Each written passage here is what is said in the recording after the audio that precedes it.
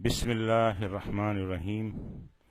ہمارا آج کا موضوع ہے عدد کسری، یعنی اشیاء کا تناسب، یعنی پرسنٹیج ظاہر کرنے والے عدد،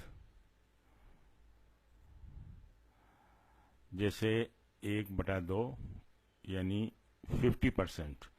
اس کے لیے ہم عربی میں لفظ استعمال کرتے ہیں نصفن۔ اچھا، اس کے علاوہ باقی جو پرسنٹیج والے عدد ہیں ان کے لیے 2 وزن استعمال ہوتے ہیں، فعولن یا فعلن۔ مثال کے طور پہ 1/3 یعنی 33%، تو یہ وزن ہے ایک اس کا سلوسن، فعولن کا وزن، یا سلسن، دونوں میں سے کوئی ایک استعمال کر سکتے ہیں۔ اس طرح سے 1/4 یعنی 25% کے لیے ربعن یا ربعن۔ اسی طرح 1/5 یعنی 20% خمسن یا خمسن، یعنی یہ 5واں حصہ، یہ چوتھا حصہ، یہ تیسرا حصہ۔ اس طرح سے 1/6 کے لیے ستتن یا ستن۔ 1/7 کے لیے سبعن یا سبعن۔ 1/8 کے لیے یعنی 8 حصوں میں سے ایک حصہ، سمنن یا سمنن۔ 1/9 تسعن یا تسعن، اور اسی طرح سے 1/10 کے لیے عشرن یا عشرن۔ اب ہم دیکھتے ہیں کہ اعداد ترتیبی، یعنی وہ اعداد جو ترتیب کو ظاہر کرتے ہیں، جیسے پہلا، دوسرا، تیسرا، چوتھا، اس طرح سے، تو ان کی جو ترکیب ہے وہ نعت اور منعوت کے طرز پہ ہے، کہ اس میں یہ نعت اور منعوت کے طرز پہ آئیں گے اور یہ معرب ہیں، یعنی ان کی حالت جو ہے وہ 3 شکلوں میں تبدیل ہوگی۔ جیسے اگر ہمیں کہنا ہو پہلا سبق، تو اس کو ہم کہیں گے الدرس الاول، پہلا سبق۔ دوسرا سبق، اس کے لیے الدرس الثانی۔ تیسرا سبق الدرس الثالث۔ چوتھا سبق الدرس الرابع۔ پانچواں سبق الدرس الخامس۔ یہ دیکھیں، یہ نعت منعوت وہی کمبینیشن ہے۔ اس طرح سے چھٹا سبق الدرس السادس۔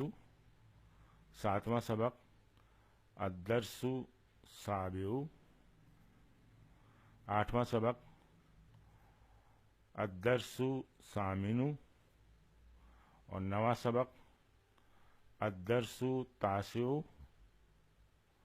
اور 10واں سبق الدرس العاشر۔ یعنی آپ ان میں دیکھیں کہ یہ یہاں سے فاعلو کے وزن پہ چل رہا ہے، یہ ثالثو، فاعلو، رابعو، فاعلو، یہ سارے فاعلو کے وزن پر ہیں۔